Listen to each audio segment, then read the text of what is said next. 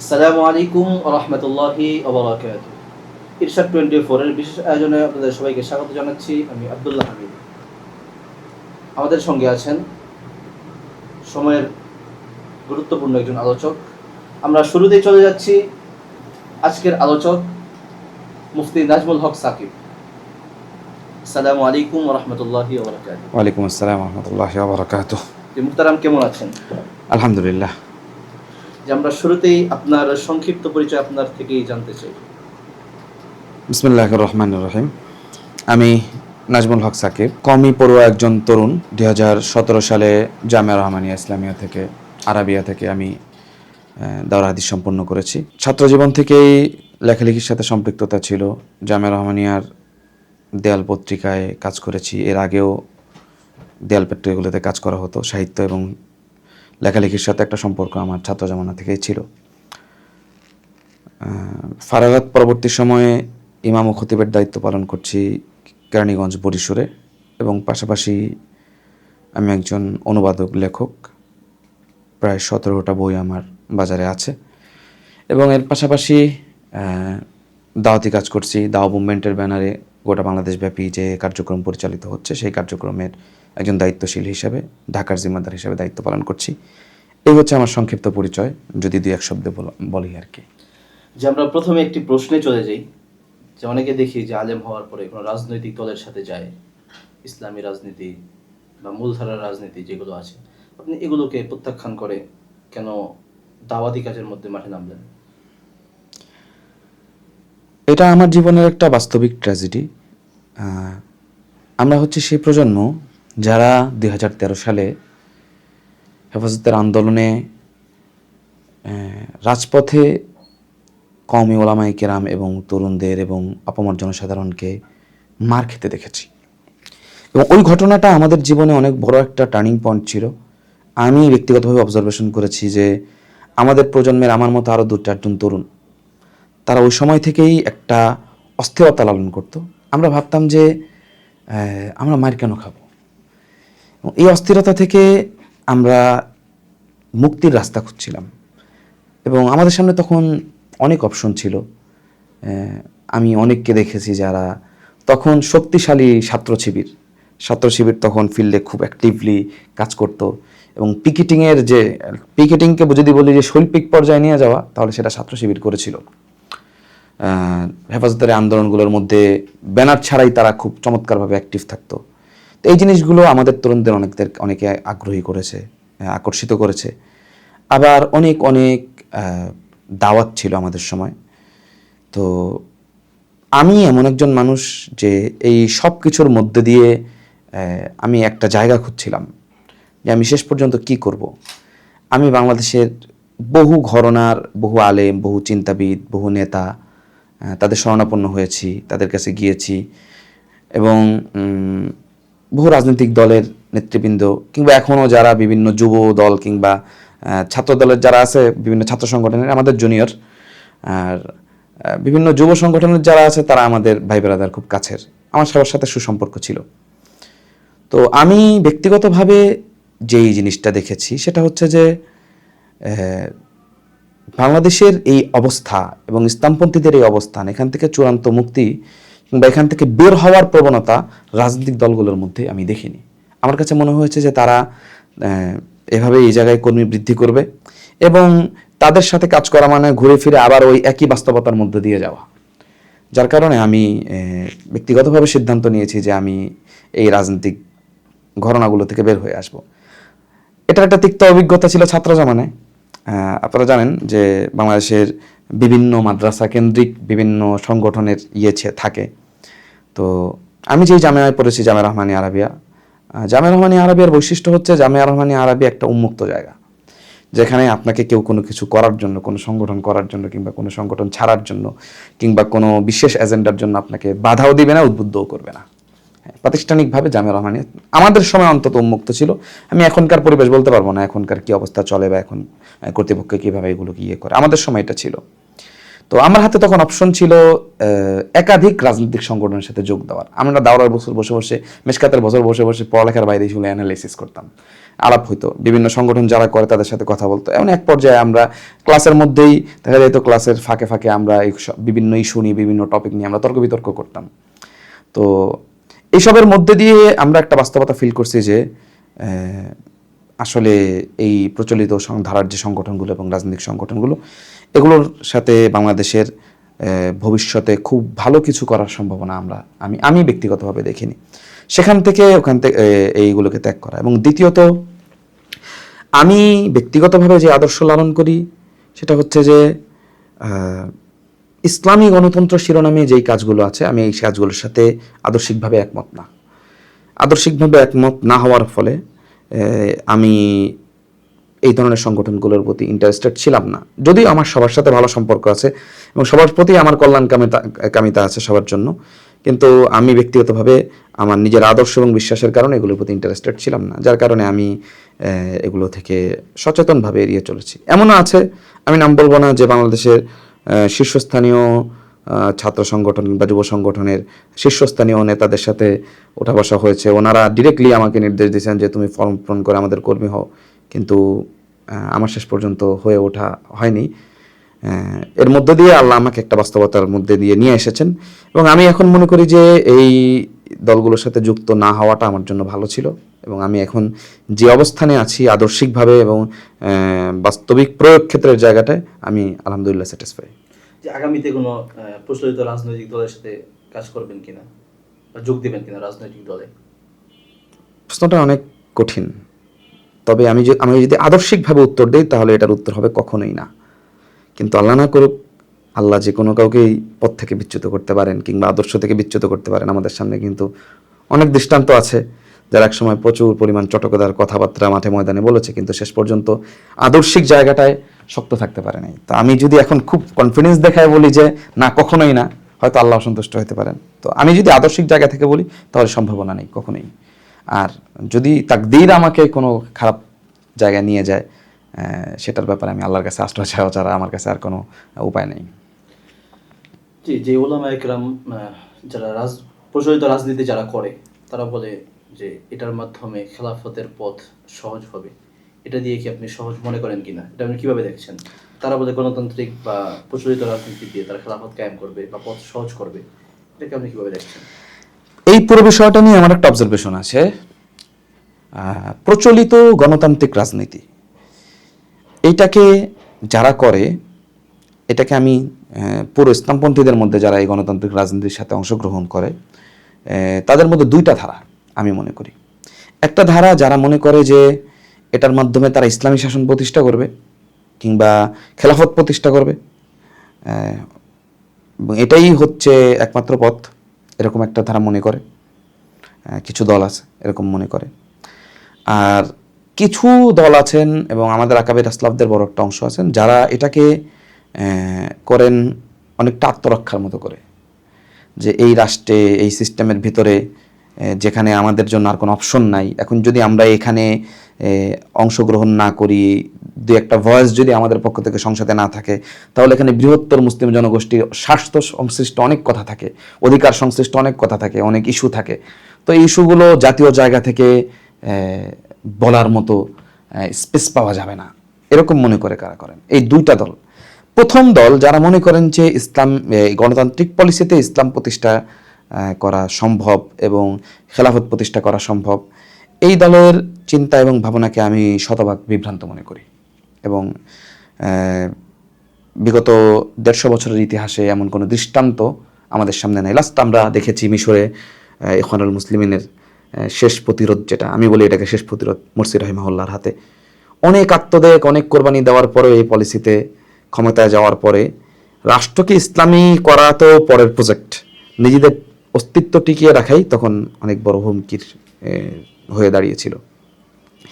দ্বিতীয়ত, আমাদের আকাবির আসলাফদের বড় একটা অংশ যারা মনে করতেন যে আত্মরক্ষার জন্য, স্বার্থ রক্ষার জন্য ইসলামপন্থীদের এই রাজনীতিটা করা উচিত। আমি স্পেসিফিকলি মুফতি আমিনী রাহিমাহুল্লাহ লেখা পড়েছি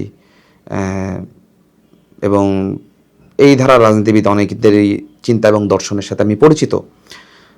তো ওই চিন্তা এবং দর্শনগুলো থেকে আমার কাছে মনে হয়েছে যে ওনারা আত্মরক্ষার জায়গা থেকে এই রাজনীতিটা করেন। তো সেই জায়গায় আমরা যেই জায়গাটায় দ্বিমত করি যে আত্মরক্ষা কিংবা স্বার্থ রক্ষা এই রাজনীতিতে অংশগ্রহণ করা ছাড়াও করা সম্ভব, এটা আমাদের কাছে খুব স্পষ্ট। আমরা মনে করি, দেখেন ভারতের আরএসএস, তারা তাদের হিন্দু ধর্মের স্বার্থ রক্ষা এবং একটা ধর্মীয় রাষ্ট্র প্রতিষ্ঠার প্রজেক্ট নিয়ে কাজ করে, কিন্তু তারা কখনো কোনো নির্বাচন করে না, তারা কখনো কোনো রাজনৈতিক দল গঠন করে না, বরং প্রত্যেকটা রাজনৈতিক দলকে তারা ইনফ্লুয়েন্স করে। সমাজে তাদের এমন প্রভাব আছে যে তারা যদি কোনো রাজনৈতিক দলের ব্যাপারে গ্রিন সিগন্যাল দেয়, ওই রাজনৈতিক দল ক্ষমতায় যাবে। তারা যদি কোনো রাজনৈতিক দলের ব্যাপারে কথা বলে, বিরোধিতা করে, তাহলে সেই রাজনৈতিক দল ক্ষমতায় যেতে পারবে না। তো রাজনৈতিক দলগুলোকে আরএসএস এর মন মানসা ইচ্ছাকে সামনে রেখে চলতে হয়, আর অপশন নাই। কেন? কারণ আরএসএস জনগণকে এবং তাদের যে দাওয়াত, তাদের মিশনকে এত শক্তিশালী করেছে যে প্রত্যেকটা সাংবাদিক ফ্রন্টে, প্রত্যেকটা আইনজীবী ফ্রন্টে, শিক্ষক ফ্রন্টে, ব্যবসায়ী ফ্রন্টে আরএসএস নিজস্ব লোক বিভিন্ন দাওয়াতি কাজের মাধ্যমে তাদের এজেন্ডাগুলো বুঝিয়ে বুঝিয়ে মানুষকে কনভিন্স করেছে, মানুষকে মোটিভেশন করেছে। যার ফলে আজ আরএসএস আজকে বিজেপি সরকার ক্ষমতায়, কিন্তু প্রকৃতপক্ষে আরএসএস এর এজেন্ডা বাস্তবায়িত হচ্ছে এবং আরএসএস কিংবা হিন্দু ধর্মের স্বার্থবিরোধী কোনো কিছু ভারতের মধ্যে হওয়া সম্ভব না। এটা কিভাবে সম্ভব হলো? গণতান্ত্রিক প্রক্রিয়ায় কিংবা এই প্রক্রিয়ায় অংশগ্রহণ করা ছাড়াই কিন্তু এটা সম্ভব হয়ে গেল। তার মানে এখানে আত্মরক্ষার জন্য গণতান্ত্রিক পলিসিতেই অংশগ্রহণ করতে হবে, এটার আবশ্যকীয়তা আসলে নাই। বরং আত্মরক্ষার জন্য যখন লম্বা সময় ইসলামপন্থীরা গণতান্ত্রিক রাজনীতিতে অংশগ্রহণ করছে, কিন্তু এখনো পর্যন্ত সুনির্দিষ্ট কোনো দাবি দাওয়া বাস্তবায়ন হওয়ার নজির কিন্তু আমাদের সামনে নাই। সেই রাজপথ, সেই রক্ত, সেই সংগ্রাম এবং প্রেশার করা, ওটার মধ্য দিয়ে কিন্তু সব অর্জন হয়েছে, সামাজিক আন্দোলনের মধ্য দিয়ে সব অর্জন হয়েছে। লম্বা সময় যাবত এখানে অংশগ্রহণ করা সত্ত্বেও দেখবেন যে কাদিয়ানীদের অমুসলিম ঘোষণার এজেন্ডা এখনো সফলভাবে বাস্তবায়ন করে আনতে পারিনি আমরা, এবং এর বাইরেও বহু নানা অন ইসলামিক এজেন্ডার বিরুদ্ধে আমাদের এখনো পর্যন্ত ওই রাজপথে গিয়ে সরব থাকতে হয়। রাজনৈতিক লবিং বা সংসদে কথাবার্তার মাধ্যমে এটা আমাদের সমাধান এখন আমরা পাইনি। তো যার ফলে এই প্রজেক্টটাকে আমার কাছে একটা ব্যর্থ প্রজেক্ট মনে হয় এবং একটা ব্যর্থ এক্সপেরিমেন্ট মনে হয়। আমি আকাবির আসলাফদের সাথে বিরোধিতা করব না, তারা অবশ্যই ইখলাসের সাথে করেছেন এবং এটা তাদের ইজতিহাদ ছিল, এবং ইজতিহাদের কারণে তারা যেহেতু ইখলাসের সাথে করেছেন, এটা সওয়াব তারা পাবেন। কিন্তু একটা ভুল এক্সপেরিমেন্টকে তো আপনি বারবার টিকায় রাখতে পারেন না। এটার যে ক্ষতি সেটা দেখেন। আপনি যখন গণতান্ত্রিক রাজনীতিতে ইসলামপন্থী অংশগ্রহণ করেন, তখন পাবলিক কিন্তু গণতন্ত্রকে হারাম মনে করে না। পাবলিক মনে করে যে গণতন্ত্র যদি হারাম হতো তাহলে হুজুররা কেন এখানে, আলেমরা কেন এখানে, অমুক বড় বড় আলেমরা গণতন্ত্র করেছে, সুতরাং গণতন্ত্র তো হারাম হইতে পারে না। তো একটা স্পষ্ট হারাম বিষয় এটার ব্যাপারে, এবং ইসলামের যে মূল কাঠামো, ইসলামের যে মূল রাজনৈতিক কাঠামো, এটার ব্যাপারেও পাবলিক আসলে বার্তা পায় না। হুজুররা কি করে? মিটিং মিছিল করে, সংগঠন করে, বিভিন্ন ব্যানার দেয়, বিভিন্ন নাম দেয়, এটাই মনে হয় ইসলামের রাজনীতি। অ্যাকচুয়ালি এটা তো ইসলামের রাজনীতি না। ইসলামের একটা পূর্ণাঙ্গ রাষ্ট্র কাঠামো আছে, একটা পূর্ণাঙ্গ রাজনৈতিক ব্যবস্থাপনা এবং দর্শন আছে, একটা বৈশ্বিক দর্শন আছে, সেটা কিন্তু পাবলিকের সামনে আসতেছে না। পাবলিকের সামনে আসতেছে বিভিন্ন রাজনৈতিক ব্যানারকে নিয়ে রিঅ্যাক্টিভ কিছু আন্দোলন ইসলামপন্থীরা করতেছে, এবং ক্ষেত্র বিশেষ একদল আরেক দলের বিরুদ্ধে বক্তব্য দিচ্ছে, এই জিনিসগুলো আসতেছে। যার কারণে ইসলামী রাজনীতির যে বয়ান এবং ইসলামের রাষ্ট্র দর্শনের যে বয়ান, এটা ধীরে ধীরে এই রাজনৈতিক দলগুলোর কারণে অস্পষ্ট হয়ে যাচ্ছে। এই জায়গাগুলো থেকে আমরা আসলে রাজনৈতিক দলগুলো থেকে বিচ্ছিন্ন, এবং আমরা তাদেরকে নসিহা করি যে এই জায়গাগুলো রিকভার করা উচিত এবং দাওয়াতি আন্দোলনে আমাদেরকে আরো বেশি মনোযোগ দেওয়া উচিত, এবং দাওয়ার মাধ্যমেই রাজনীতিকে প্রভাবিত করা যায়, প্রেশারাইজ করা যায়, এবং আমরা বলি যে দাওয়াই রাজনীতি। তো এই জায়গা থেকে আমরা আসলে ইসলামিক রাজনৈতিক দলগুলোর এজেন্ডার প্রতি আমাদের আপত্তি। যে আমরা দেখছি যে ওলামায়ে কেরাম যে প্রচলিত রাজনীতি করছে, এটা কি গণতন্ত্র, এবং গণতন্ত্র কাকে বলে দুইটা সম্বন্ধে যদি বলেন। ওলামায়ে কেরাম যেটা করছে এটা গণতন্ত্র কিনা, এবং গণতন্ত্র কাকে বলে? ওলামায়ে কেরাম যেটা করছেন সেটা গণতন্ত্র কিনা, প্রশ্নটা এমন যে যেই কাঠামোর মধ্যে রাজনীতি করা হচ্ছে, এই কাঠামো অবশ্যই গণতান্ত্রিক কাঠামো। এখানে দল নিতে হবে, নিবন্ধন করতে হবে, নির্বাচন করতে হবে, ভোটে অংশগ্রহণ করতে হবে, এতে কোনো সন্দেহ নাই যে এটা গণতান্ত্রিক কাঠামো। এটা কেউ যদি বলে যান এটা গণতান্ত্রিক কাঠামো না, তাহলে এটা বোকার মতো কথা হবে। কথা হচ্ছে ওলামায়ে কেরাম গণতন্ত্রে বিশ্বাস করে রাজনীতি করতেছে কিনা, এটা নিয়ে হলো কথা। তো ইসলামী দলগুলো যে কথা বলে যে না তারা গণতন্ত্রে বিশ্বাস করে না, বরং গণতন্ত্রের বিরুদ্ধেই তাদের এজেন্ডা, এই কথাগুলো তারা বলে, হ্যাঁ। কিন্তু দিন শেষে তারা গণতন্ত্রের অংশ হয় এবং গণতন্ত্রের সাথেই সম্পৃক্ত থাকে, গণতন্ত্রকেই সমর্থন যোগায় এবং বিভিন্ন রাজনৈতিক স্বার্থে তারা বলে যে এটা আমাদের গণতান্ত্রিক অধিকার, এটা একটা গণতান্ত্রিক রাষ্ট্রে এমনটা থাকা উচিত। তাদের এই বয়ানগুলো দিন শেষে ওই গণতন্ত্রকে কি করে, শক্তিশালী করে এবং সমর্থন করে এবং এটার একটা ইসলামী রূপ দাঁড়ায়। এটা হচ্ছে ধোঁয়াশা। পাবলিক তখন এখান থেকে বিভ্রান্ত হয়। মনে করেন যে আপনি বললেন যে আমি মদ খাই না, আমি মদের বিরুদ্ধে। আপনি মদের দোকানে যায় বসেন, মদ দোকানদারের সাথে কথাও বলেন, তার সাথে ডিলও করেন, আবার আপনি বাইরে এসে বলতেছেন যে না আমি মদের বিরুদ্ধে। তো আপনার অবস্থানটা ক্লিয়ার না। আপনি হ্যাঁ ঠিক আছে, আপনি মদ খাচ্ছেন না কিংবা আপনি মদ খাওয়া হারাম এই কথা বিশ্বাস করেন, ওটাও ঠিক আছে, কিন্তু আপনার হারাম মনে করার সাথে হারামের সাথে যে দূরত্ব থাকা দরকার এটা থাকতেছে না। তো যার কারণে একটা ধোঁয়াশাপূর্ণ অবস্থা তৈরি হচ্ছে। তো ওলামায়ে কেরাম গণতন্ত্র করেন না, গণতন্ত্র আকীদাগতভাবে একজন মুসলিম গণতন্ত্র করতে পারে না, এটা অবশ্যই ঠিক, কিন্তু গণতন্ত্র থেকে তারা সম্পূর্ণ বিচ্ছিন্নতা এমনি সম্পর্কতাও ঘোষণা করছেন না এবং এটার বিকল্প কোনো পন্থাও তারা খুঁজছেন না। যদি এমন হতো যে না তারা পার্ট টাইম একটা গণতান্ত্রিক লেয়ারে আছেন কিন্তু ওনারা বিকল্প কাজ করতেছেন, এরকম কিন্তু অনেক সময় হয় যে কৌশলগতভাবে একটা গণতান্ত্রিক ব্যানার দাঁড় করানো হয়। এমনকি আফগানিস্তানের শেষ সময় হামিদ কারজাই ভদ্রলোকের সরকার যখন চলছিল তখন নির্বাচন হতো আফগানিস্তানে। আফগানিস্তানের অধিকাংশ অঞ্চল 80% অঞ্চল তালেবানের দখল ছিল, কিন্তু কাবুলের নির্বাচনে তালেবান যে কোনোভাবে একটা প্রক্সি প্রার্থী দিত, সেটা তার নিজের লোক ছিল না, তালেবান কিন্তু একটা প্রক্সি প্রার্থী দিত যাতে হামিদ কারজাইকে অন্তত কোনোভাবে কি করা যায়, চাপে রাখা যায়। এটা একটা কৌশল ছিল যে হামিদ কারজাই 80% জায়গা নিয়ন্ত্রণ হারাইছে, আবার নিজের জায়গায় গণতান্ত্রিক রাজনীতি করবো ওটার মধ্যেও সে কি করতেছে, চাপে পড়তেছে। তো এটা একটা কৌশল যে আমার মূল কাজ ভিন্ন, ইসলামের নিজস্ব কাঠামো আছে, বিপ্লব সংগ্রামের একটা নিজস্ব কাঠামো আছে, ওই কাঠামোটায় নিজস্বভাবে ফাংশন করে কৌশলগতভাবে একটা 2-4টা গণতান্ত্রিক ব্যানার ধরে রাখা যাইতে পারে কিনা এটা পরবর্তী কথা। আচ্ছা, দিন শেষে যেটা হচ্ছে যে এই ব্যানারগুলোতে তেমন কোনো উপকারিতা কিংবা ফায়দা আমাদের সামনে চোখে পড়তেছে না। বিগত 100 বছরের ইতিহাসে কিংবা বাংলাদেশ সৃষ্টি পরবর্তী ইতিহাসে বহু ব্যানার তৈরি হয়েছে, বহু দল হয়েছে, অনেক ব্যক্তির ক্ষমতায়নও হয়েছে হয়তো, কিন্তু দিন শেষে ইসলামের স্বার্থ সেভাবে রক্ষা হয় নাই। আমরা যদি দাওয়াতি আন্দোলনে ফোকাস দিতাম তাহলে আশা করা যায় যে এর চেয়ে বেশি শক্তিশালী হয়ে আমরা রাষ্ট্র এবং সমাজকে প্রভাবিত করতে পারতাম। জি, আপনি যে আফগানিস্তানের ইতিহাসটা টানলেন, যে আমরা এখান থেকে একটু প্রশ্ন, আফগানিস্তানে এখন বর্তমান শরিয়ার আইন চলমান, এখানে কি 100% শরিয়া বাস্তবায়ন হয়েছে কিনা? অনেক ভ্যালিড কোশ্চেন। এই কোশ্চেনটাকে একটু ডিল করা দরকার। আমি একটু গোড়া থেকে শুরু করব। একটা বৈশ্বিক সমস্যার সমাধান বৈশ্বিকভাবে হতে হয়। বৈশ্বিক সমস্যার আপনি আঞ্চলিক সমাধান আসলে বের করতে পারবেন না। একটা সমস্যা পুরো বিশ্বকে গ্রাস করে ফেলছে, আপনি একটা অঞ্চল মাঝখানে, বিশ্বের মাঝখানে, আপনি কিন্তু ওই সমস্যাটা থেকে এক্সিট হইতে পারবেন না। এই জন্য আমরা আমাদের একদম মৌলিক বয়ানের মধ্যে কথাটা আছে, আমাদের ক্রাইসিস সলিউশন একটা সেশন আছে, ওখানে আমরা এই কথাটা বলি যে বৈশ্বিক সমস্যার সলিউশন বৈশ্বিক হয়। আফগানিস্তান বলেন কিংবা আজকের সিরিয়া বলেন কিংবা আফ্রিকার বিস্তীর্ণ অঞ্চল বলেন, যেখানে ইসলামপন্থীদের কিংবা মুসলমানদের কিছু ভূমি দখল আছে, নিয়ন্ত্রণে আছে, তারা তাদের সাধ্য অনুযায়ী একটা প্রচেষ্টা, একটা প্রকল্প বাস্তবায়ন করছে। কিন্তু আজকের এই গ্লোবালাইজেশনের যুগে যে সমস্যাটা বৈশ্বিক, কি বৈশ্বিক সমস্যা? একটা বৈশ্বিক অর্থনৈতিক কাঠামো। আপনাকে রাষ্ট্র টিকিয়ে রাখতে হলে ওই বৈশ্বিক অর্থনৈতিক কাঠামোতে লেনদেন করতে হবে।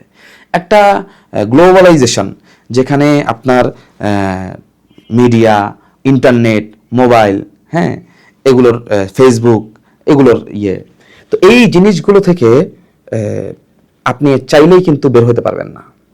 যার ফলে আফগানিস্তান আজকে যেই জায়গায় আছে অবশ্যই ফারদার বেটার, অন্য যে কোনো ইসলামী রাষ্ট্রগুলোর চেয়ে তাদের অবস্থা অবশ্যই বেটার, কিন্তু পূর্ণাঙ্গ শরিয়া প্রতিষ্ঠা এইটা একটা আপেক্ষিক কথা এবং এটার জন্য আমি মনে করি যে সময় দরকার এবং এটার জন্য এই গ্লোবালাইজেশনকে বোঝা দরকার, এই সমস্যাকে বোঝা দরকার। হ্যাঁ, আফগানিস্তান বা সিরিয়া যেই কাজ এখন যেটা করতেছে যে মুসলিমদের জন্য তুলনামূলক নিরাপদ এবং তাদের আকীদার পক্ষে একটা পজিটিভ রাষ্ট্র প্রতিষ্ঠার জন্য এবং ধাপে ধাপে শরিয়ার বিভিন্ন নীতি নৈতিকতা, শরিয়ার বিভিন্ন মোরালিটি বাস্তবায়নে তাদের ধাপ অগ্রসর হচ্ছে। কিন্তু পূর্ণাঙ্গ শরিয়া যদি বলতে যাই তাহলে এটার জন্য আমাদেরকে আরও টাইম নিতে হবে এবং এটা আসলে চিন্তাগত এবং দার্শনিকভাবে আরও বিশ্লেষণের দাবি রাখে। আমি হয়তো আজকে ওইদিকে যাব না। যে আমরা জানি আপনি দাওয়া নিয়ে কাজ করতেছেন, দাওয়াত দিচ্ছেন, দাওয়াতি লাইনে কাজ করছেন। সারা দেশের মধ্যে তো বহু সংগঠন আছে, আপনি দাওয়া মুভমেন্টকে কেন বেছে নিয়েছেন? আমি দাওয়াতি অঙ্গনে কাজ করছি এবং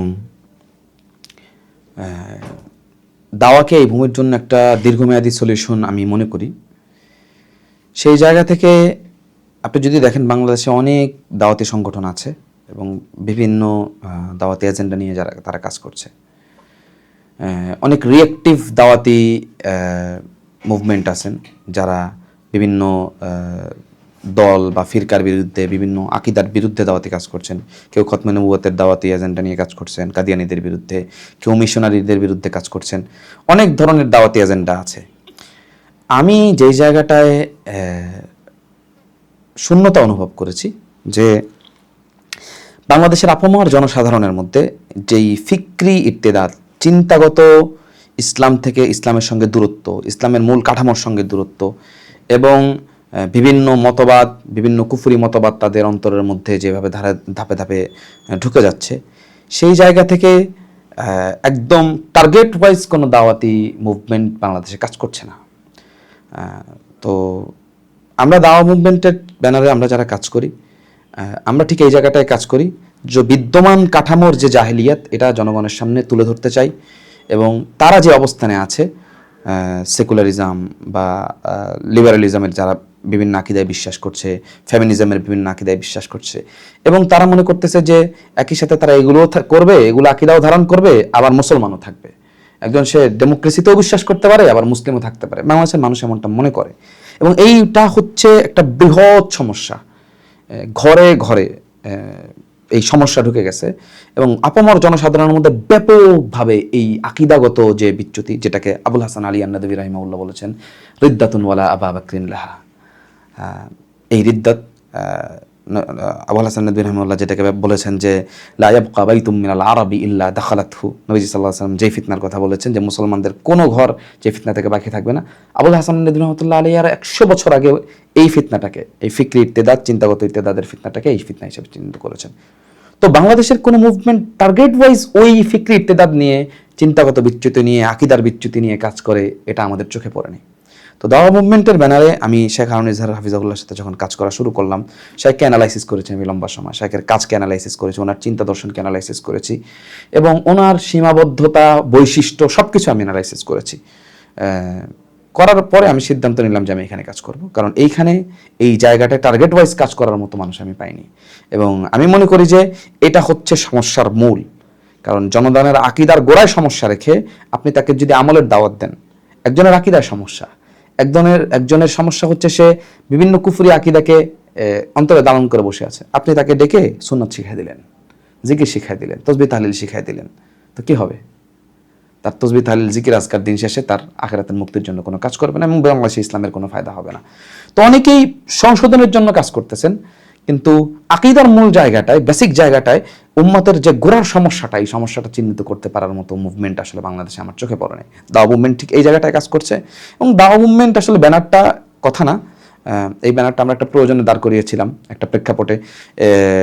এই ব্যানার থাকার আগেও কাজ ছিল, একই প্যাটার্নে কাজ ছিল এবং যদি কোনোদিন এই ব্যানার বিলুপ্ত হয়ে যায় একই প্যাটার্নে কাজ থাকবে। ব্যানারটা হচ্ছে একটা সাময়িক বিষয়, কাজের প্রয়োজনে আমরা ব্যবহার করি, আবার কাজের প্রয়োজনে এটা বিলুপ্ত হয়ে যেতে পারে। মূলত দাওয়া এবং দাওয়ার যে মূল প্যাটার্নটা আমি আপনাকে কিংবা দর্শকদেরকে বোঝাতে পারছি কিনা, আমরা এই জায়গাটায় কাজ করতে চাই, সেই জায়গা থেকে আমি দাওয়া মুভমেন্টের সাথে কাজ করা শুরু করি। দাওয়া মুভমেন্টের রোডম্যাপটা কি? রোডম্যাপ শব্দটা নিয়ে আমার একটু অ্যালার্জি আছে। এই শব্দটা অনেকেই ব্যবহার করেন যে আপনাদের রোডম্যাপ কি, এবং এটা এক সময় খুব আলোচিত শব্দ ছিল। রোডম্যাপ কি, এই কথার যদি আমাকে উত্তর দিতে বলেন তাহলে আমি বলবো যে রাসূলুল্লাহ সাল্লাল্লাহু আলাইহি ওয়াসাল্লাম সিরাতে যে রোডম্যাপ দেখাচ্ছেন সেটাই আমাদের রোডম্যাপ। এখানে সিরাত আমাদের সামনে একটা স্পষ্ট কর্মপন্থা রেখে গেছেন সমাজকে ডিল করার জন্য। কিভাবে দাওয়া হবে, দাওয়াত সমাজের মূল সমস্যাকে চিহ্নিত করবে এবং মূল জায়গাটা দাওয়াত দেবে যেখানে ঈমান এবং কুফর স্পষ্ট হয়ে যাবে, সমাজ বিভাজন হয়ে যাবে, একদল ঈমানের পক্ষে আসবে, একদল কুফরের পক্ষে দাঁড়াবে। এলিট শ্রেণীর মধ্যে থেকে কিছু মানুষ দাওয়াকে গ্রহণ করে কুফরের ঈমানের পক্ষে আসবে, আর কিছু মানুষ স্বঘোষিতভাবে ইসলাম থেকে বের হয়ে ইসলামের বিরুদ্ধে অবস্থান নেবে। এরপরে দায়ী সিদ্ধান্ত নেবেন, কিংবা আমির সিদ্ধান্ত নেবেন, কিংবা আমিরুল মুমিনিন সিদ্ধান্ত নেবেন যে জামা কোন ইয়ের মধ্যে দিয়ে যাবে, কোন ডাইভার্সির মধ্যে দিয়ে যাবে। তারা কি এখান থেকে হিজরত করবে, নাকি এখানেই তারা জিহাদের সংগ্রাম করবে? এটা নবী সাল্লাল্লাহু আলাইহি ওয়াসাল্লামের সিরাতের মধ্যে কর্মপন্থা বাতলে দেওয়া আছে। তো দাওয়া মুভমেন্টের যদি রোড ম্যাপ বলেন, তাহলে আমরা বলি যে আমরা এখানে বাংলাদেশে একটা দাওয়াতি জাগরণ তৈরি করতে চাই, যে জাগরণটার মাধ্যমে আমরা সমাজের একদম প্রত্যেকটা স্তরে একটা বিভাজন তৈরি করতে চাই, মানুষের কাছে ঈমান এবং কুফরের রূপরেখা স্পষ্ট করতে চাই, এবং তারপরে আমরা ধাপে ধাপে মানুষকে একটা সামাজিক আন্দোলনের দিকে, একটা সামাজিক বিপ্লবের দিকে অগ্রসর করতে চাই। জি, শুরুতেই বললেন যে যারা ইসলামিক রাজনীতি করে এটাও গণতন্ত্রের অংশ। গণতন্ত্র দিয়ে যদি তারা ক্ষমতায় আসে তাহলে ইসলামেরই ফায়দা হবে, তাহলে এদের বিরোধিতা করার হিকমতটা কি? আচ্ছা, এটা একটা ন্যারেটিভ যে গণতান্ত্রিক ইসলামী রাজনৈতিক দলগুলো আসলে ইসলামের উপকার হবে, কিন্তু আজ পর্যন্ত ইসলামের উপকার হয়েছে এমন কোনো নজির কিন্তু নাই। কিছুটা হলেও তো সফট। এটা এক এক জায়গার পার্সপেক্টিভে আমি এক এক রকম মনে করি, এবং ওই ওয়া ইসমুহুমা আকবারু মিন নাফইহিমা একটা আয়াত আছে কোরআনুল কারীমে। গণতান্ত্রিক রাজনৈতিক পলিসির মধ্য দিয়ে কিংবা এই ব্যবস্থাপনার মধ্য দিয়ে উপকৃত হয়েছে কারা? তুরস্ককে সামনে রাখেন। কামাল আতাতুর্কের তুরস্ককে একটা গভীর পরিবর্তন করে দিয়েছে এরদোয়ানের একে পার্টির এবং তাদের মুভমেন্টটা। তারা কিন্তু একটা কোর, মানে তুরস্ক যদি বলেন যে মুসলিম বিশ্বে সেকুলারিজম কিংবা লিবারালিজম কিংবা এই ইজমগুলো, পশ্চিমা মতবাদগুলো ঢুকছে কোন রাস্তা দিয়ে, একটা দরজা হচ্ছে তুরস্ক, ইউরোপ থেকে সরাসরি ইম্পোর্টেড। এবং ইসলামী খেলাফত ভাঙার পরে ওটাই ছিল একদম আখড়া, যেখানে আজান নিষিদ্ধ হয়ে গিয়েছিল, যেখানে মসজিদের মিনার ভেঙে দেওয়া হয়েছিল, যেখানে তুর্কিরা ওদের বর্ণমালা ছিল আরবির মতো করে, আরবির আদলে ওই বর্ণমালা চেঞ্জ করে ইংরেজির আদলে বর্ণমালা করা হয়েছিল।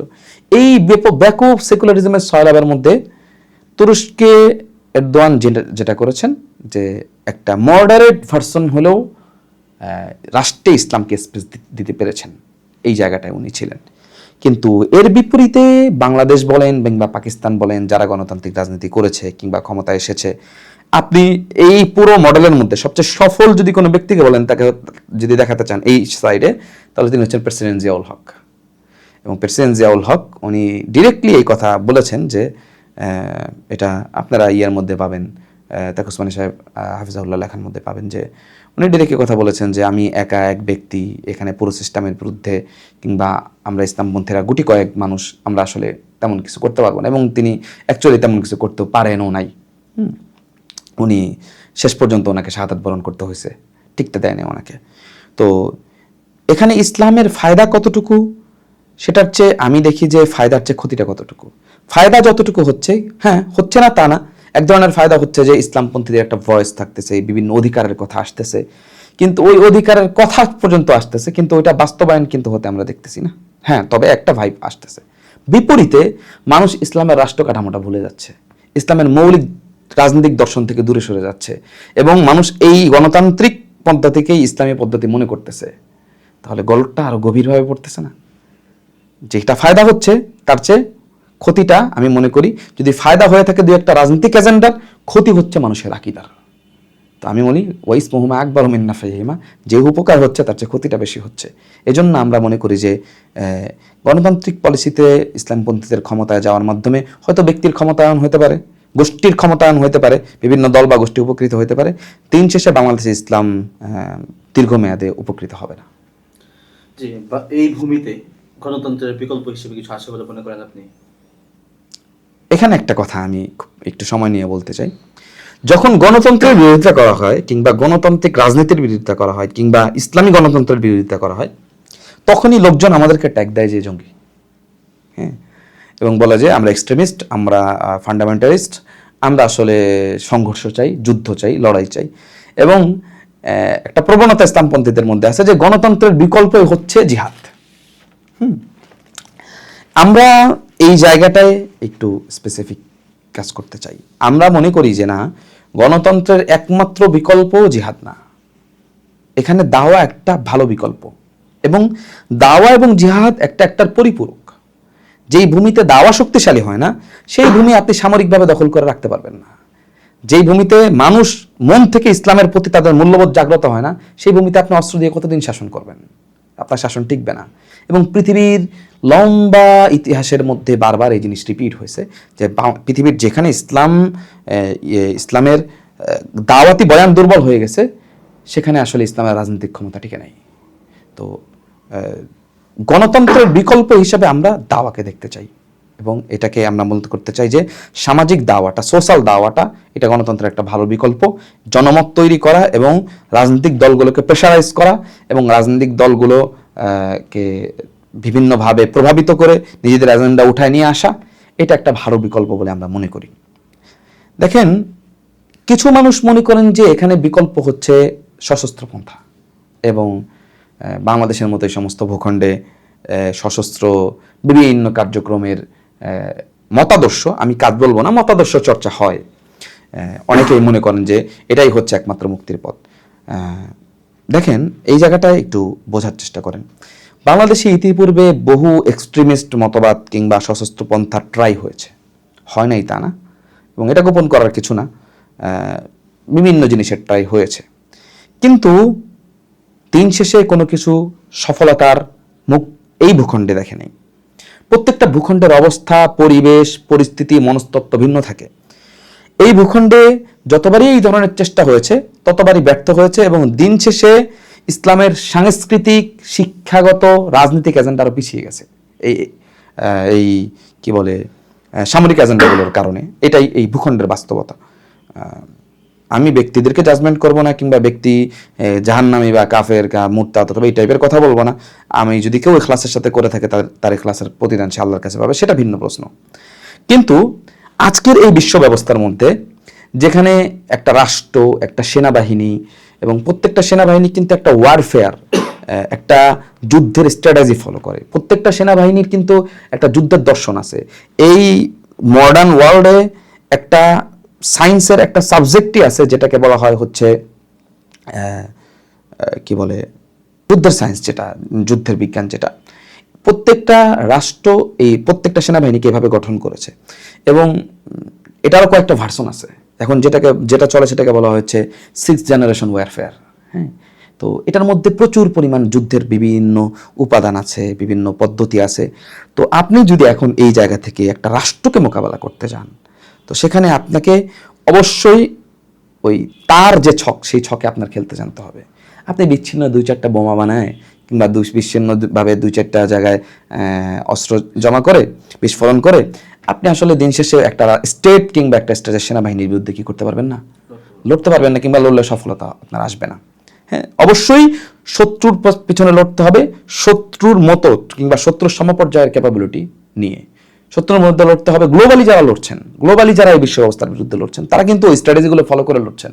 তারা কিন্তু ওই যুদ্ধের যে সায়েন্স আছে সেটা ফলো করে লড়ছেন। তাদের অনেক স্ট্র্যাটেজি আছে। হামাস লড়তেছে আজকে, হামাসের একটা স্ট্র্যাটেজি আছে, একটা পলিসি আছে। কিন্তু এই ভূখণ্ডে এই সমস্ত পলিসি ছাড়া আপনি বিচ্ছিন্ন সামরিক কর্মকাণ্ড, এগুলো দিন শেষে বুমেরাং ছাড়া আর কোনো কিছু হবে না। এখন তাহলে আমরা কি করব? দেখেন, আল্লাহ আমাদেরকে যেটা দায়িত্ব দিয়েছেন সেটা হচ্ছে আমাদেরকে আমাদের সাধ্যমতো চেষ্টাটা করতে হবে। আমাদের কাজ হচ্ছে আমাদের যতটুকু সাধ্য আছে চেষ্টা করা। ইসলাম প্রতিষ্ঠা করতে সফল হয়েছে কিনা এই ব্যাপারে কিন্তু আমরা আল্লাহর কাছে জিজ্ঞাসিত হব না। আমরা কি পেছনে জিজ্ঞাসিত হব যে ইসলাম প্রতিষ্ঠার কাজে আমরা কি আমাদের পরিপূর্ণ পরিশ্রম ব্যয় করছি কিনা। যদি ইসলাম প্রতিষ্ঠা করাটাই চূড়ান্ত সফলতা মনে করেন, তাহলে আপনি আলাইয়াজুবিল্লাহ অনেক নবীকে ব্যর্থ বলতে হবে, কারণ অনেক নবী তার জীবদ্দশায় সমাজের মধ্যে ইসলাম প্রতিষ্ঠা করতে সম্মুখীন হন। কিন্তু তারা কি করেছেন? তাদের জায়গা থেকে সর্বোচ্চ চেষ্টাটা করেছেন। তো আমাদের কাজ হচ্ছে আমাদের জায়গা থেকে সর্বোচ্চ চেষ্টাটা করে যাওয়া। ওয়ার স্ট্র্যাটেজি অনুযায়ী এখানে সামরিক পন্থা, আমাদের মতো সিভিল যারা আছেন, আমাদের জন্য এগুলো একটা বুমেরাং হয়। আমরা কি করতে পারি? আমরা সামাজিক শক্তি অর্জন করতে পারি, সামরিকভাবে প্রেশারাইজ করতে পারি, এবং রাষ্ট্রের বিভিন্ন সংস্থার মধ্যে নিজেদের চিন্তার লোক ঢুকাইতে পারি, কিংবা ওখানে যারা আছে তাদেরকে নিজেদের চিন্তায় স্থানান্তরিত করতে পারি, এভাবে আমরা একটা দীর্ঘমেয়াদী চেঞ্জেস আনতে পারি। হ্যাঁ, তারপর ইনশাআল্লাহ দেখা যাবে যে ওই যে 6th generation 5th generation warfare জানা লোকজনের মধ্যে যখন ইসলামের জাগরণ আসবে, কিংবা বহু মানুষ যারা এখন ইসলামের মধ্যে জাগরণ আসবে, তখন দিন শেষে এই ভূখণ্ডে ইসলামের একটা ভবিষ্যতের দিকে অগ্রসর হতে পারে। আমি আবার এখান থেকে আবার হিজবুত তাহরিরের চিন্তা আমি প্রমোট করতেছি না, কিন্তু এখানে দাওয়াই একটা ভালো বিকল্প এবং ভালো সমাধান। তাই এখানে আমরা একটা সংকটের মধ্যে ভুগি। যারা এক্সট্রিমিস্ট, যারা মনে করে সমপন্থাই একমাত্র সমস্যা, তারা আমাদেরকে বলে যে আমরা হচ্ছি অত্যন্ত শিথিল, দুর্বল, আমাদের কোনো এজেন্ডা নাই। আর যারা মডারেট কিংবা গণতান্ত্রিক রাজনীতি করে তারা বলে আমরা জঙ্গি। তো আমরা দুই সাইডের মাঝখানে পড়ে গেছি। জঙ্গিরা আমাদেরকে বলে মুনাফিক, আর মডারেটরা আমাদেরকে বলে জঙ্গি। আসলে আমরা যেটা চাই, আমরা একটা দাওয়াতি জাগরণ চাই, এবং এই জায়গাটাই আমরা প্রকাশ্য কাজ করতে চাই, যার ফলে আমরা গণতন্ত্রের বিপরীতে এখানে দাওয়াকে প্রেজেন্ট করতে চাই। অবশ্যই এই ভূখণ্ডের জন্য আমরা জিহাদকে প্রেজেন্ট করতে চাই না। এই প্রশ্ন চলে আসছে আমাদের উত্তর এখানে চলে আসছে যে বাংলাদেশ কি দাওয়াতের ভূমি নাকি জিহাদের? আচ্ছা, এটা একটা জটিল প্রশ্ন, এবং এই ইয়েটা নিয়ে, কন্ট্রোভার্সিটা নিয়ে ব্যাপক আলাপ হয়েছে। আমি এখানে একটু বলি, শেখ জসিমউদ্দিন রহমানী হাফিজাহুল্লাহ মুনায়েদ কয়েকদিন আগে আমাদের দাওয়া মুভমেন্টের একটা সেমিনারে একটা বক্তব্যের মধ্যে বলেছেন যে বাংলাদেশ জিহাদের ভূমি না দাওয়াতের ভূমি, এবং এটা নিয়ে অনেক আলাপ আছে। এখন আমি জানি না শেখ কোনোদিন কখনো বাংলাদেশকে জিহাদের ভূমি বলেছিলেন কিনা, এটা আমার জানা নেই। দাওয়া মুভমেন্ট কখনো বলে নাই, এবং শেখ হারুন নিজার কখনো বলেন নাই যে বাংলাদেশ জিহাদের ভূমি, কখনোই বলেননি, আমরা জানি না, কিংবা কোনো ডকুমেন্টও নেই। একটা ভূমি দাওয়াতের ভূমি নাকি জিহাদের ভূমি, এই বিষয়টা অনেক জটিল, এবং একটা ভূমিকে ঘোষণা দিয়ে দেওয়া আমি মনে করি যে এটা উচিত না, যে এটা জিহাদেরই ভূমি অথবা এটা দাওয়াতেরই ভূমি, এরকম ঘোষণা দিয়ে দেওয়াটা আসলে উচিত না। এবং অন্তত পক্ষে আমরা আমাদের মতো জুনিয়রদের এটা দায়িত্বও না। হ্যাঁ, আমাদের ইয়েটা হচ্ছে আমরা আমাদের মতো কাজ করে যাওয়া। কোন ভূমি আসলে জিহাদের ভূমি হবে আর কোন ভূমি আসলে দাওয়াতের ভূমি হবে, এইটা অ্যাকচুয়ালি সলভ করবেন তিনি হচ্ছেন আমিরুল মুমিনিন। সমস্যা হচ্ছে আমাদের আমিরুল মুমিনিন নাই, এটাই হচ্ছে আমাদের এখানের মূল সমস্যাটা। এবং আমরা কিন্তু দাওয়া মুভমেন্ট এই থিমটা নিয়ে কাজ করি, যে ইমারার যেই মূল থিমটা, আমি সময় পেলে হয়তো অন্য কোনো দিন কথা বলতে পারবো বিষয় নিয়ে। তো আমিরুল মুমিনিন নাই, যদি আমিরুল মুমিনিন থাকতেন তাহলে উনিই ফিক্সড করতেন যে এই ভূমিতে মানুষ কি করবে। হ্যাঁ, স্ট্র্যাটেজিক্যাল ভাবে তারা কি জিহাদের দিকে অগ্রসর হবে নাকি দাওয়াতের দিকে অগ্রসর হবে, তিনি এক্সপার্টদের সাথে বসতেন, কথা বলতেন, বৈশ্বিকভাবে যোগাযোগ স্থাপন করতেন, পর উনি বলতে পারতেন। যেহেতু আমিরুল মুমিনিন নাই, সুতরাং এটা ফিক্সড করে দেওয়ার মতো আসলে অবস্থা নাই যে এটা দাওয়াতেরই ভূমি অথবা জিহাদেরই ভূমি। যেই পন্থাকে সলিউশন মনে করছে সেই পন্থায় কাজ করতে পারে। তো এটাকে ফিক্সড করে দেওয়া আসলে আমি মনে করি যে এই অবস্থায় আমাদের জন্য এটা দায়িত্ব না, আবার এটা তেমন কোনো মানে ফিক্সড করে দিলেই তেমন কোনো ফায়দা হবে এমনও না বলে আমি মনে করি। যে আমরা সর্বশেষ একটি প্রশ্ন নিয়ে আমরা প্রোগ্রাম শেষ করব। আপনার এমন কোনো কথা আছে কিনা যে আপনি অডিয়েন্সের সামনে বলতে চান? অডিয়েন্সের সামনে অনেক কিছু বলতে চাই, বলার মতো অনেক কিছু আছে। বিশেষত আমি বাংলাদেশের তাওহীদবাদী প্রজন্ম যারা দাওয়াত এবং জিহাদকে লালন করেন, আমি তাদের মধ্যে কাছে একটা কথা বলতে চাই। দেখেন, বাংলাদেশে প্রচুর পরিমাণ চিন্তাবিদ আছে, দার্শনিক আছে, এবং লেখালেখি বলেন, দার্শনিকতা বলেন, তাওহীদপন্থীদের মধ্যে প্রচুর পরিমাণ অ্যাক্টিভিস্ট আছে, লেখালেখি করার লোক আছে, অনেক চিন্তা করার লোক আছে। কিন্তু দিন শেষে কিন্তু আমাদের মুভমেন্টগুলো সেভাবে অগ্রসর হচ্ছে না, একটা জায়গার মধ্যে দিয়ে ঘুরপাক খাচ্ছে। আমরা তেমনভাবে সফলতার কোনো আমরা ছাপ আমরা রাখতে পারছি না। এর পিছনে কারণ কি? এর পিছনে আমি মনে করি যে এটা কারণ অন্যতম, সেটা হচ্ছে যে আমরা আসলে ইসলামের মূল স্ট্রাকচারটাকে, যেটাকে আল জামা বলা হয়, এই স্ট্রাকচারটা আসলে আমরা বুঝি না। এই জায়গাটায় আমাদের সমস্যা। ইসলামের যে মূল স্ট্রাকচার আসামু আত্তা, এই জায়গাগুলো আমরা বুঝি না। আমাদের এখানে বোঝাপড়ার অভাব আছে। প্রচুর পরিমাণ চিন্তা আমরা করতেছি, সবাই চিন্তিত ইসলাম নিয়ে, সবাই কাজ করতেছে সবার জায়গা থেকে, কিন্তু দিন শেষে ওই অনেক জায়গা থেকে অনেক কাজ হচ্ছে, কিন্তু গুছায় একটা চূড়ান্ত ফলাফলের দিকে কিন্তু আমরা আসতে পারতেছি না। এবং এইটার জন্যই আসলে আল জামাআটা দরকার। আল জামা কি? আল জামা হচ্ছে মুসলিমদের একটা ঐক্যবদ্ধ কার্যক্রম। একজন আমিরুল মুমিনিন কিংবা একজন আমির, যিনি পুরো উম্মার জন্য ঢাল হবেন, যিনি পুরো উম্মার প্রতিনিধিত্ব করবেন। এটা এই অঞ্চলের মতো দুর্বল রাজনৈতিক অবস্থান থেকেও হবে, কোনো সমস্যা নেই। পৃথিবীর যে কোনো ভূখণ্ডে মুসলিমরা এভাবেই ফাংশন করেছেন। তো এই চিন্তাগুলো, একাধিক চিন্তাগুলো যখন একত্রিত হবে এবং একটা সারির মধ্যে আসবে, একজন আরেকজনের সহায়ক হবে, তখন ইনশাআল্লাহ কাজটা খুব সুশৃঙ্খলভাবে অগ্রসর হবে। কিন্তু এখন সবাই যদি সবার জায়গা থেকে আমরা চিন্তা করি এবং সবাই সবার জায়গা থেকে নিজের দর্শন, নিজের চিন্তাকে বাস্তবায়নের চেষ্টা করি, দিন শেষে আমি একা, উনি একা, আরেকজন একা, সবাই সবার জায়গা থেকে একা এবং সবার কাজের পরিসর খুবই সীমাবদ্ধ। কিন্তু আমরা যদি জামাবদ্ধ হয়ে যাই এবং একজন আরেকজনের সহায়ক হই এবং আমরা একটা মূল গোল নিয়ে কাজ করি, তখন কিন্তু বাংলাদেশের কাজটা অনেক বেশি অগ্রসর হবে। এই জন্য আমি অডিয়েন্স, যারা আমাদের তাওহীদবাদী অডিয়েন্স, আমি তাদেরকে বলতে চাই যে হ্যাঁ, আপনারা দর্শন নেবেন, বিভিন্ন চিন্তা নেবেন, বিভিন্ন চিন্তার চর্চা করবেন, বহু অ্যাক্টিভিস্ট আছে, বহু লোকজন আছে আপনাদের, সেখান থেকে নেবেন। কিন্তু আপনারা যে কোনো একটা পতাকা তলে, যে কোনো একটা জায়গায় আপনারা একত্রিত হন, যে কোনো একটা জায়গায় একজন আমির হন, একজন নেতৃত্ব স্থানীয় একজনের কাছে আপনি আনুগত্যের জায়গাটা দেন। এটার ফলাফল কি?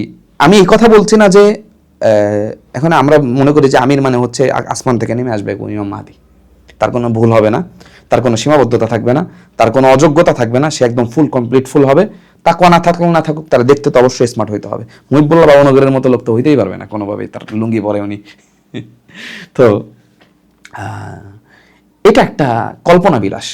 দেখেন নবী সাল্লাল্লাহু আলাইহি ওয়াসাল্লাম বলেন, ইন উমরা আলাইকুম আবদুন হাবশিয়ুন ফাতিউহু, যদি একজন হাবশি গোলামও তোমাদের আমির হয়, তোমরা তার আনুগত্য করো। হাবশি গোলাম কি খুব যোগ্যতা সম্পন্ন? তাকে দেখতে খুব ভালো না, তার মধ্যে অনেক সমস্যা থাকবে। কিন্তু তোমাদেরকে যেটা মানতে বলা হচ্ছে যে আসামু ওয়াত তাআ, মানা এবং শোনার যে অভ্যাসটা, এটা যেন উম্মার মধ্যে গড়ে ওঠে। আমাদের মধ্যে অনেক চিন্তার অভ্যাস গড়ে উঠছে, অনেক দার্শনিকতা গড়ে উঠছে, অনেক পরিশ্রম করার জজবা গড়ে উঠছে, কিন্তু আসামু ওয়াত তাআ গড়ে ওঠে নাই। আমি মনে করি এই জায়গাটায় ফোকাস দিলে বাংলাদেশের দাওয়াতি আন্দোলনগুলো একটা টেবিলে বসতে পারে এবং প্রত্যেকে ডিসকাশনের মধ্য দিয়ে একটা কর্মপন্থা নির্ধারণ করে, আমি মনে করি প্রত্যেকে যার যার জায়গায় যে রিয়াক্টিভ দাওয়াতি ফর্মুলাগুলো আছে, যারা বিভিন্ন ফিরকাগুলোর বিরুদ্ধে কাজ করতেছে, তারা তাদের জায়গায় আরো শক্তিশালী হতে পারে। আমরা যারা একদম সমাজের মূলধারা নিয়ে কাজ করার চেষ্টা করতেছি, আমরা এক জায়গায় হতে পারি। এবং বিভিন্ন শিক্ষা আন্দোলনগুলো কওমি মাদ্রাসা সহ যারা করতে পারে, তারাও আরো শক্তিশালী হতে পারে। কিন্তু আমাদেরকে একটা ঐক্যবদ্ধ জায়গায় আসতে হবে। এটাই আসলে আমি শাইখ হামিজুর হাফিজাউল্লাহকে দেখেছি যে উনি বারবার চেষ্টা করেছেন। আপনাদের কাছে মনে থাকার কথা যে 13 পরবর্তী কোন একটা হেফাজতের সমাবেশে উনি বলছেন যে আমি আমির হেফাজত চাই না, আমি একজন আমিরুল মুমিনিন চাই। হেফাজতের স্টেজের মধ্যে উনি ডিরেক্টলি এই কথাটা বলেছিলেন। এবং আমরা দেখেছি যে 23-এ জেল থেকে বের হওয়ার পরে সে একটা পর্চা নিয়ে ঘুরতেন, সেটার নাম হচ্ছে হেফাজতে ইসলাম কি তাশকিলে নাও, মানে হেফাজতে ইসলাম, রিফর্ম অফ হেফাজতে ইসলাম। উনি ওটার মধ্যে ওনার এই দর্শনটা দিয়েছিলেন যে আমরা আসেন পদ পদবি বাদ দেই, আমরা একটা রিফর্মের চেষ্টা করি, একজনকে আমির বানাই, শুরা বানাই এবং আমরা সবাইকে ইনক্লুড করে কাজ করি। এই বয়ান নিয়ে শায়েখ, আমি দেখেছি যে বিভিন্ন আলেম ওলামাদের কাছ থেকে, হেফাজতের বিভিন্ন নীতিবানদের কাছ থেকে শায়েখ ওই পর্চা নিয়ে ঘুরছেন এবং আমরা জানি যে আড়ালে শায়েখকে নিয়ে অনেকে হাসাহাসি করছে, অনেকে টিটকারি করছে। কিন্তু এটা ইতিহাসের অংশ, যে ইতিহাস এক সময় কথা বলবে যে একজন মানুষ ডেকেছিলেন, একজন মানুষ চেষ্টা করেছিলেন, সেই জায়গায় বাঙালি মুসলমান সাড়া দেয়নি। আল্লাহ আমাদেরকে আমাদের ভুল ত্রুটিগুলো থেকে বেঁচে থাকার তৌফিক দান করুক, আমাদের সীমাবদ্ধতা থেকে আল্লাহ আমাদেরকে হেফাজত করুক। যে আমরা দেখছি বহু উলামা একরাম বলছে বিএনপি সরকার উলামা একরামের পক্ষের সরকার, এটা আপনি কিভাবে দেখছেন? এটা আসলে কি বাস্তবতার কতটুকু? আচ্ছা, কোন সরকারকে এক্সাক্ট উলামা একরামের পক্ষের সরকার বা ইসলামপন্থীদের সরকার বলা একটা জটিল প্রক্রিয়া, আমি ওই ব্যাপারে মন্তব্য করতে চাই না। তবে এটা অবশ্যই বলতে হবে যে বিএনপি অবশ্যই আওয়ামী লীগ না, বিএনপি আওয়ামী লীগ না, এবং আওয়ামী লীগের সাথে ইসলামপন্থীদের যে আচরণ, বিএনপির সাথে সেই আচরণ বিএনপি করেনি ইসলামপন্থীদের সাথে। তো আপনি যদি আওয়ামী লীগের সাথেও যে কর্মপন্থায় থাকেন, বিএনপির সাথেও একই ধরনের কর্মপন্থা অবলম্বন করেন, তাহলে সবাই কিন্তু দিন শেষে আপনি কিন্তু জোর করে বিএনপিকে আওয়ামী লীগ বানিয়ে দিবেন। আমরা কি চাই যে বিএনপি আওয়ামী লীগ হয়ে যাক? আমরা এটা চাই না। একটা হচ্ছে চিন্তা, দর্শন, ফালসাফা, ফিকির, হুকুম, কিতাবপত্র বের করলে আপনি বহু মানুষকে তাগুত বলবেন, বহু মানুষকে কাফের বলবেন, বহু মানুষকে মুরতাদ বলবেন, বহু করবেন। আরেকটা হচ্ছে প্র্যাকটিক্যালি হাতে কলমে এটার বাস্তবায়ন। আপনি প্র্যাকটিক্যালি ফিল্ডকে কিভাবে ফেস করেন। যারা আসলে কল্পনার জগতে বসবাস করে কিংবা ফেসবুকের জগতে যাদের শেষ, তারা মনে করে যে অমুক তাগুত, অমুক কাফের, অমুক মুরতাদ, সো তাদের সাথে বসা যাবে না, তাদের সাথে কথা বলা যাবে না, তাদেরকে কতল করে ফেলতে হবে। এগুলো শুধু তার চিন্তা বিলাস। কিন্তু বাস্তবে যখন আপনি ফিল্ডে কাজ করতে যাবেন এবং সমাজ রাষ্ট্র নিয়ে ফাংশন করতে যাবেন, তখন আপনাকে বুঝতে হবে যে কার সাথে আপনি কোন কর্মপন্থায় যাবেন। তো আমরা এই জায়গা থেকে মনে করছি যে বিএনপিকে নসিহা দেওয়ার মতো এখনো যথেষ্ট জায়গা আছে, এবং সেটা বিএনপি গ্রহণ করুক বা না করুক সেটা আল্লাহর ফয়সালা, এবং ওইটার ভিত্তিতে বিএনপির রাজনৈতিক ভবিষ্যৎ চিহ্নিত হবে যে বিএনপি এই নসিহা কতটুকু গ্রহণ করবে কি করবে না। কিন্তু যতক্ষণ পর্যন্ত বিএনপি আমাদের সাথে টেবিলে বসতে চায়, কথা বলতে চায়, কথা বলার স্কোপ আছে, যতদিন পর্যন্ত বিএনপি আমাদেরকে দূরে ঠেলে দিচ্ছে না, ততদিন পর্যন্ত আমরা চাই যে বিএনপির সাথে একটা নসিহামূলক সম্পর্ক, এই যোগাযোগ এটা বহাল থাকুক। এবং পাশাপাশি বিএনপির রাজনৈতিক দর্শন বা চিন্তাকে যাতে আমরা সমর্থন না করি, এই ব্যাপারটাও অনেক সেন্সিটিভ, যে আমরা যেহেতু গণতন্ত্র সমর্থন করি না, তো একজন গণতন্ত্র রাজনৈতিক দলকে চিন্তা এবং দর্শনকে আমরা যাতে সমর্থন করছি না, এই বিষয়টাও যাতে সামনে স্পষ্ট থাকা উচিত। ওইটা স্পষ্ট করে দাওয়াতি বয়ানটা চালায় যাওয়া উচিত, এটা আমি মনে করি। এতে বিএনপির সাথে বসতে বা বিএনপির সাথে কথা বলতে কোনো সমস্যা দেখি না। যদি না বসা হয়, আমি মনে করি বিএনপি আরেকটা আওয়ামী লীগে পরিণত হবে, এবং যেটা আমাদের জন্য দিন শেষে খারাপ হবে। আমরা সরে গেলে এখানে অন্য বাতিল ফিরকাগুলো চান্স দিবে, অনেকের জায়গা থেকে চেষ্টা করবে, যার ফলে এটার ফলাফল দিন শেষে ভালো হবে না। যে আমরা দেখছি কওমি উলামা ইকরাম যারা আছে, তারা মওদুদী মরহুমের আকীদাগুলোকে নিয়ে প্রচুর সমালোচনা করেন, আকীদার বিরুদ্ধে আচরণ করেন। এখন মওদুদীর যে আকীদাগুলো আছে, এগুলোকে আপনি আসলে কি বাতিল মনে করেন কিনা, গুমরাহি মনে করেন কিনা? যদি আসলেই মনে করে থাকেন, তাহলে বর্তমান জামাতে ইসলামী যেটা, তারা কি সেই আকীদার উপর অটল আছে কিনা? আচ্ছা, মাওলানা মওদুদী রাহিমাহুল্লাহ একজন ব্যক্তি, একজন দার্শনিক, একজন চিন্তাবিদ। একজন ব্যক্তি দার্শনিক চিন্তাবিদের যেমন পজিটিভ দিক থাকে, নেগেটিভ দিক থাকে, এবং বিশেষত মাওলানা মওদুদী যেই সময়ে যেই ফিকিরগুলো সামনে নিয়ে আসছেন, সেখানে ওই সময়ে খুব জটিল ছিল। আমরা যেটা বলতে চাই সেটা হচ্ছে যে মাওলানা মওদুদী রাহিমাহুল্লাহর যে পশ্চিমা দর্শন এবং মতবাদগুলোর বিরুদ্ধে ওনার যে বয়ান উনি মুসলিম বিশ্বে নিয়ে এসেছিলেন, এবং এমন একটা সময় উনি এটাকে উপস্থাপন করেছিলেন যখন আসলে এই কথাগুলো বলার মতো ভয়েস মুসলিম বিশ্বে খুব কম ছিল। এই জন্য দেখবেন যে ওলামায়ে দেওবন্দের বড় একটা অংশ কিন্তু ফার্স্ট টাইম মাওলানা মওদুদীকে সমর্থন দিয়েছেন এবং ওনার সঙ্গে ছিলেন। তো আমরা মূলত দাওয়া মুভমেন্ট কিংবা আমাদের দাওয়াতে বয়ান হচ্ছে যে আমরা মাওলানা মওদুদী রাহিমাহুল্লাহর ওই সমস্ত বয়ানকে সমর্থন করি। একই সাথে উনি কিন্তু শেষ জীবনে আবার নিজের দর্শন এবং চিন্তার বিরুদ্ধে নিজের অবস্থানে চলে গিয়েছিল। ঠিক XYZ এখন যাদেরকে দেখেন যে একসময় এক কথা বলেছিল, পরবর্তীতে তাদের অবস্থান তার বিপরীতে। মাওলানা মওদুদী রাহিমাহুল্লাহ তার জীবদ্দশায় সেটা দেখিয়েছেন।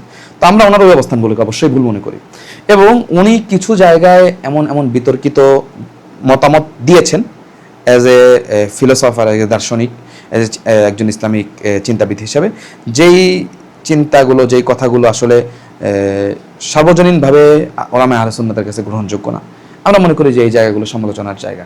তো এই জায়গাগুলো মাওলানা মওদুদীর যদি আপনি প্যাকেজ বানান, তাহলে আমি বলি যে তার তিনটা জায়গা। একটা হচ্ছে তার আকীদা, মানে তার পশ্চিমা দর্শন বিরোধী বয়ান, এটাকে আমরা সমর্থন করি। তার আরেকটা জায়গা যেটা হচ্ছে তার বাস্তবিক জীবনে বাস্তবায়ন, উনি গণতান্ত্রিক অংশগ্রহণ করা, বিভিন্ন নারী নেতৃত্ব, রাজনৈতিক দল, এগুলোর ব্যাপারে ওনার অনেক আছে, সংস্পর্শ আছে। আমরা ওগুলোকে অস্বীকার করি এবং এটা সমালোচনা করি। একই সাথে ওলামায়ে আহলে সুন্নাতের সাথে মতভিন্নতাপূর্ণ তার যে অবস্থান আছে, এগুলো সমালোচনা করি।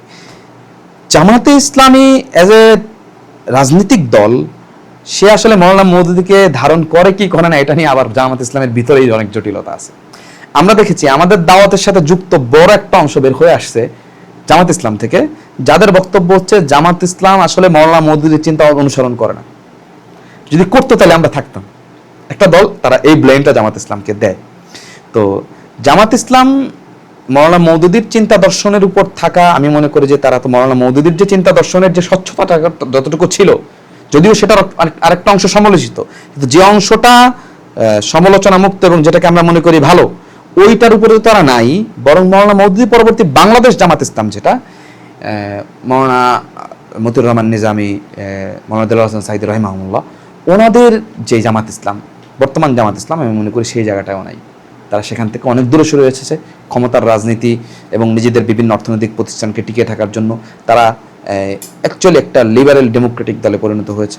তো মওদুদী রাহিমাহুল্লাহর চিন্তা থেকে আমি মনে করি যে যদি জামাত সরে তো গিয়েছে, তবে এটা 1 ক্রোশ 2 ক্রোশ না, 4-5 ক্রোশ দূরে সরে গেছে। তো মাওলানা মওদুদীর সাথে আশা করি এখন জামাতের কোনো সমস্যা নাই, মানে জামাতের কোনো আকীদার কোথাও মিল নাই। তো মাওলানা মওদুদীর ব্যাপারে আকাবের যারা আলাপ করছেন কিংবা আমাদের বড় যারা আলাপ করছেন, আমি মনে করি যে এখান থেকে আরও একটা দেওয়ার দরকার, যে জামাত ইসলাম আসলে মওদুদিয়াতের সমস্যার মধ্যে সীমাবদ্ধ না, এটা সমস্যা আরো অনেক বেশি, এবং আরো অনেক জটিল। যেটা লিবারালিজমের সাথে ফাংশন করছে, ডেমোক্রেটিক ইসলামকে এখানে প্রমোট করছে, যেটা পশ্চিমাতে থেকে আমদানিকৃত, যারা এখানে পর্দাকে করে দিচ্ছে, যারা এখানে ইসলামী মূল্যবোধগুলোকে ধ্বংস করে দিচ্ছে, সেই জায়গায় শুধু আমি মনে করি যে সমালোচনার জায়গাটা শুধু মৌলানা মওদুদি থাকা উচিত না, বরং এই মূল পয়েন্টগুলোতে আসা উচিত এবং এই জায়গাগুলো ডিল করা উচিত। আমি মনে করি যে যারা এই জায়গাগুলো কাজ করছেন তারা এই জায়গাটায় হাত দিবেন।